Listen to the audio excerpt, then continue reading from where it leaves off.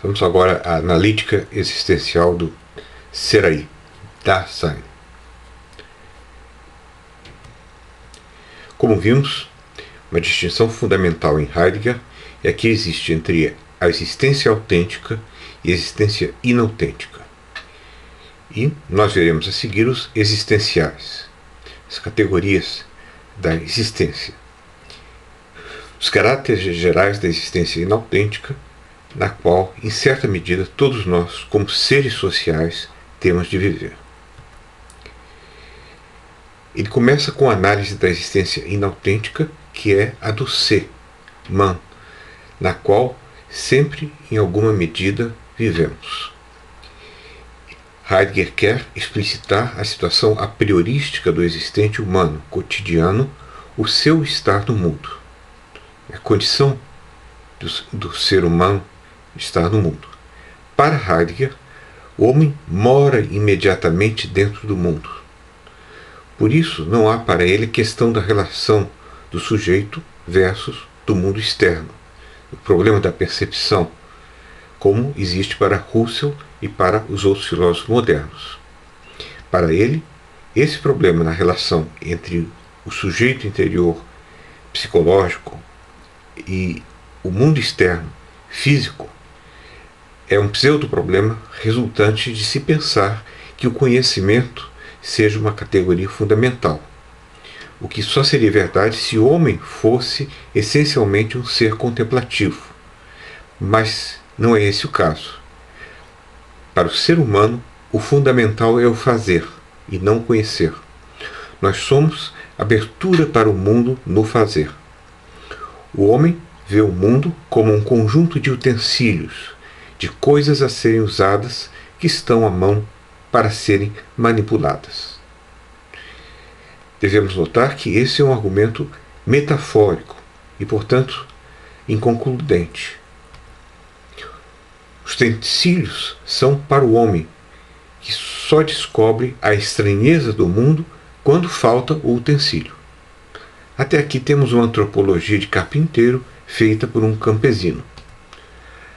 Mas quando paramos e nos demoramos no mundo, nós descobrimos o mundo como algo que é puramente presente.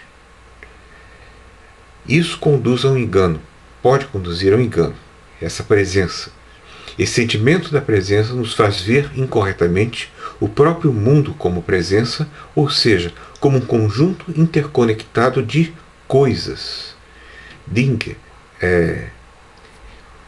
entes, quando na verdade o mundo circundante continua para sempre oculto, sem sua universalidade própria acessível para nós.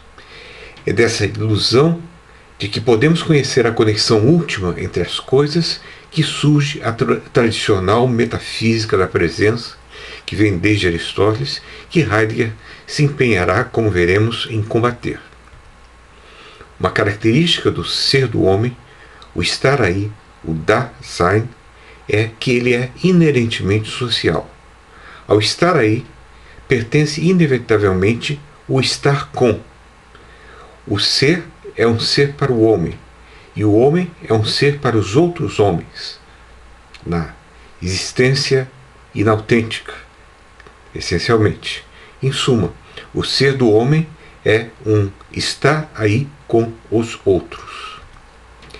Aqui a categoria mais fundamental é a do cuidado, Sorgen.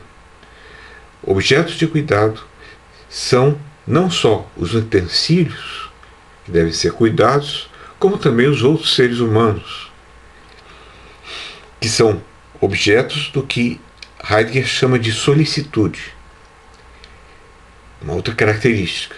E a modalidade pelo qual vemos essas coisas é chamada por ele de consideração.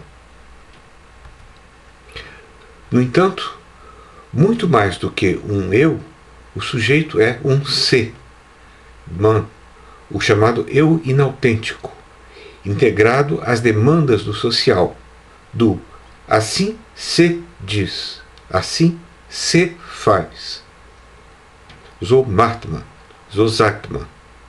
Como resume Stegmüller, o eu inautêntico é aquele que mantém distância face aos outros, que suprime exceções, que nivela todas as possibilidades, que obscurece o acesso original às coisas, que esquiva-se de decisões, que exonera-se de uma maior responsabilidade humana. Contudo, se considerarmos o ser humano em sua existência, ele abandona o seu status de um ser aí, de um Dasein, e como ser aí que está jogado no mundo e que é inevitavelmente aberto para o ser.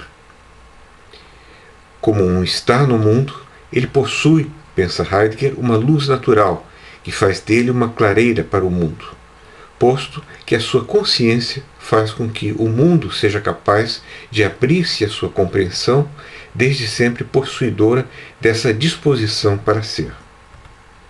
A disposição para ser inerente ao ser aí se lhe revela como uma desagradável inquietação, uma responsabilidade para consigo mesmo, dada pelo fato de que ele não sabe de onde vem, nem para onde vai, nem para que existe.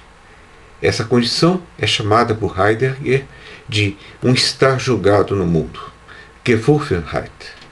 Essa experiência é muitas vezes chamada de fastio. Sartre chamava isso de a náusea. Escreveu um romance com esse nome.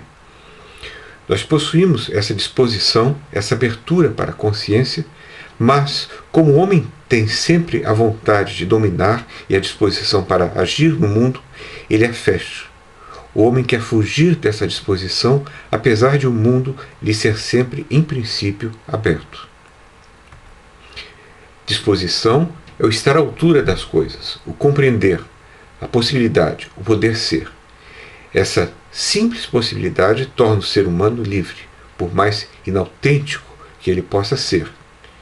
Inerente à possibilidade está o projeto pelo qual o homem pode tornar-se aquilo que é. Mas para Heidegger, querer compreender algo é já possuir uma compreensão pré-temática desse algo. Por isso, toda a compreensão possui uma estrutura circular, digamos, de espiral crescente. Por isso, a questão do sentido do ser já pressupõe uma compreensão pré-temática do ser. O que Heidegger faz em Ser e Tempo é, assim, como já notamos, explicitar essa compreensão pré-temática em uma análise existencial. Também a linguagem tem sua origem na abertura para o ser.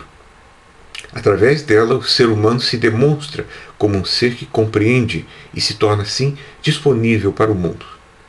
Mas na existência anônima e banal do ser, a linguagem facilmente se degenera em palavrório, as coisas são assim, porque assim se diz, devora-se na curiosidade, sem direção, e se desvanece na neblina do equívoco, coisas que deviam ser comuns nas aldeolas em que Heidegger vivia: o palavrório, a curiosidade e o equívoco.